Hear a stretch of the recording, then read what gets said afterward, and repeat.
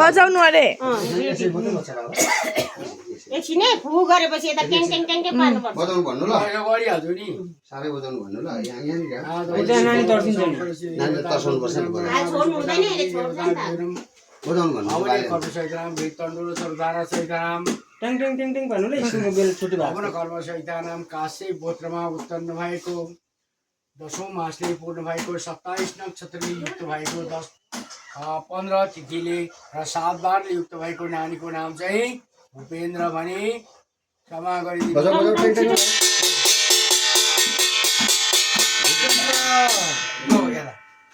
तल बजाउनु सुन्नु कानमा बजाउनु अरे छेउमा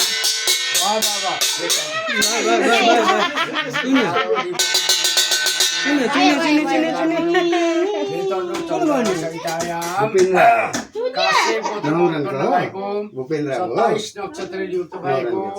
10औं मासले पूर्ण भएको बोलाउनु त हामी नाच्नु पर्छ 15 तिथिले र 7 बार युक्त भएको नानीको नाम चाहिँ भूपेन्द्र भनी क्षमा गरिदिनु भूपेन्द्र बजाउ बजाउ बजाउ ए लालुले भने हाम्रो घरमा बच्चा जन्मेर थाले पिड्छ भने भादव दीप कलश कलश देवता पूजम ब्रह्मा विष्णु देवता पूजम देवतन्त्र चर्चा काशे गोत्रमा उत्पन्न भएको फेरि बजाउनुपर्छ है। 27 नक्षत्रले युक्त भएको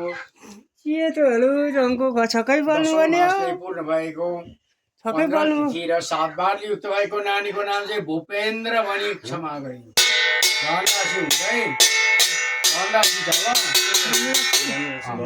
धनराशि धनराशि भूपेन्द्र